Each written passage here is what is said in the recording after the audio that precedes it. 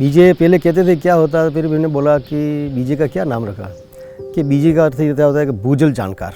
आप पानी के विषय में, ग्राउंड वाटर के ऊपर ध्यान रखेंगे। भूजल जो है एक पीपल रिलेटेड समस्या है, तो इसमें जनता की भागीदारी बहुत महत्वपूर्ण है और इस वजह से हमने ये निश्चित किया कि हम गांव वालों के साथ मिलकर एक दूसरे से सीखेंगे और इस तरह से इसे समस्या को समाधान करें। तो हमने भूजल के लिए भूजल जानकार तैयार किए।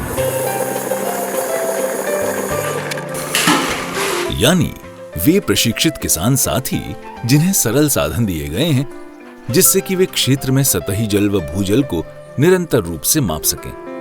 ग्रामीण सहभागिता की इस अवधारणा को वर्ष 2012 में मूर्त रूप दिया गया और नाम रखा ग्राम समुदाय की सहभागिता से भूजल पुनर्भरण एवं प्रबंधन, यानी मारवी परियोजना।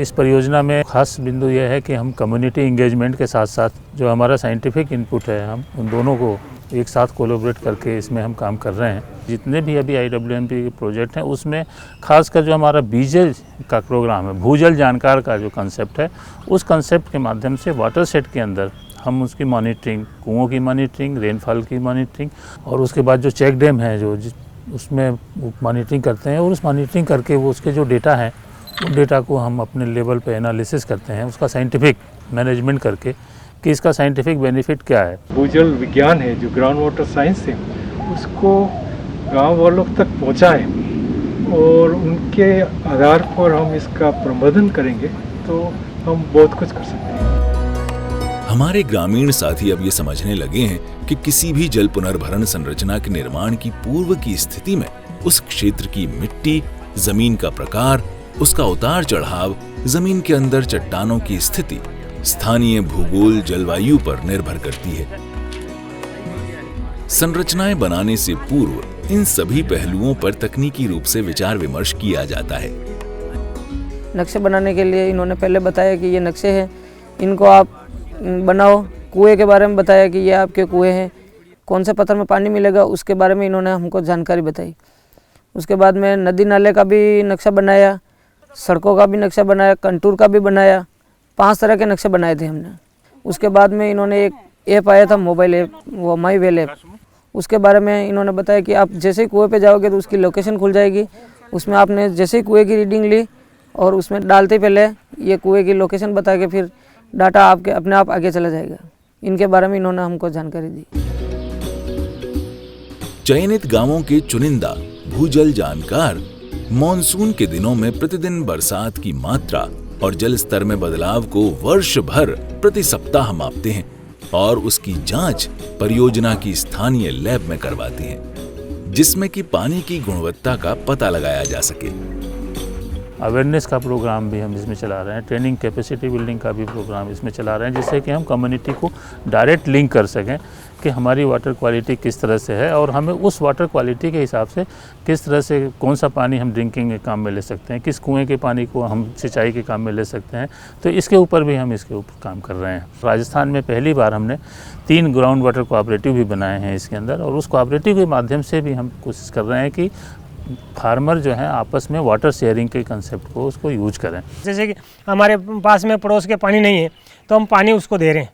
जैसे हमारे 5-4 कुएं हैं, 2-4 ट्यूबवेलें भी है, तो उन्होंने अड़ोस पड़ोस में जैसे किसी भाई का पड़ा हुआ खेत है उसको भी पानी हम दे रहे हैं। और समिति बनी हुई है, महीने में एक बार मीटिंग रखते हैं और जब बरसात चला जाता है उसके बाद में हम 15-15 रोज़ के अंदर लेते हैं भाई कि हमारे को क्या चीज़ बोना है और गांव में भी बता देना, एक पड़ोस के दूसरे पड़ोस को बताते रहना है कि भाई आप इस ढंग से काम करोगे। ये सूचना है जो अभी है, जो पानी नापने वाले वाटर लेवल के हिसाब से है, जो आप सारे हैं जो हम बताते रहते हैं। तो उसमें क्या फ़ायदा ये होता है कि उतने पानी से नंबर ऑफ़ फार्मर्स को जो है वो ज़्यादा बेनिफिट मिल सकता है, या दूसरा जो एक कंसेप्ट है कि ज़्यादा एरिया के अंदर वो फसल ले सकता है।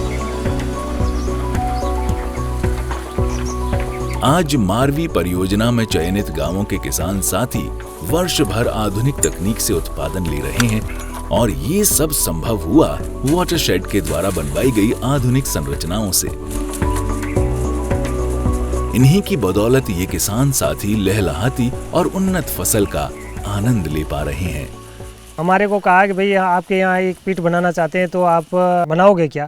तो मैंने कहा कि मतलब मैं तो पिट बना नहीं सकता हूँ। तो उन्होंने बोला कि सर कि मतलब ये जो वाटर शेड वालों ने कि भाई हम हमारे हिसाब से ये बना के दे देंगे।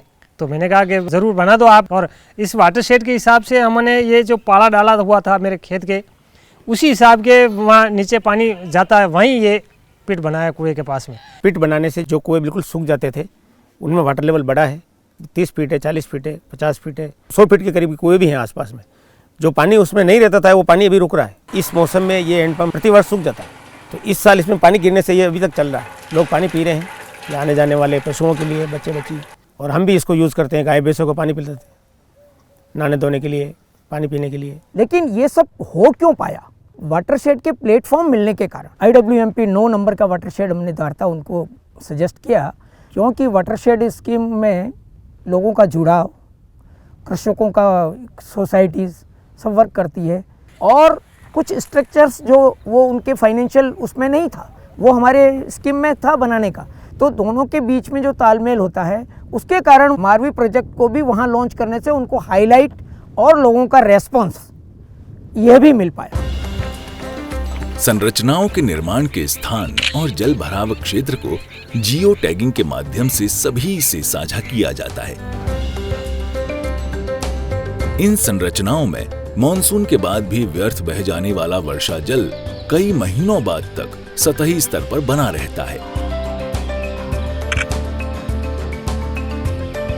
भूवन पोर्टल पर इन संरचनाओं को आसानी से देखा जा सकता है।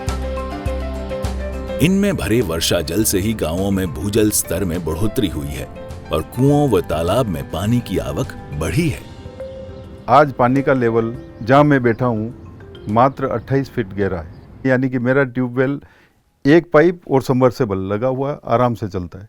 जो यहाँ पे मेरे 7-8 बने हुए हैं निकट, उसमें 1-2 में पानी अभी भी अवेलेबल है, और घूमते हुए केटल हुए या जो भी जंगली जानवर भी रहते हैं उनको भी पानी आसानी से पीने के लिए मिल जाता है। आज भी गांवों में महिलाएं और बालिकाएं घरेलू कार्यों और पानी के प्रबंधन में अपना अधिकतम समय व्यतीत करती हैं। दैनिक जीवन और कार्यों में पानी की कीमत उनसे बेहतर कोई नहीं समझ सकता। ऐसे में मारवी परियोजना के अंतर्गत महिलाओं का भूजल प्रबंधन में समान स्तर पर भागीदारी रखने के लिए समय समय पर उनसे विचार विमर्श किया जाता है। महिलाएं न सिर्फ घर पर बल्कि खेतों में भी ग्राउंड वाटर मैनेजमेंट का कार्य बहुत अच्छे से करती है। इसके साथ ही वो पानी की स्वच्छता के भी ध्यान रखती हैं, जिससे कि परिवार के स्वास्थ्य को कोई परेशानी ना हो। और इस तरह से हम कह सकते हैं कि महिलाओं का रोल ग्राउंड वाटर मैनेजमेंट में बहुत ही इम्पॉर्टेंट है। अगर विलेज ग्राउंड वाटर कोऑपरेटिव्स में महिलाओं का हमें योगदान मिल सके तो ऐसा लगता है कि मारवी परियोजना सफल हो सकती है। इसको आगे भी हम अप स्केल करना चाहते हैं कि हम जिससे कि ज़्यादा जो भी हमारा जो फाइंडिंग्स है, जो कंसेप्ट है, जो फार्मर्स पर्सपेक्टिव पर जो हमने काम किया है, उनको हम दूसरे वाटर शेड में भी ले जाएं और उसको अप स्केल कर सकें।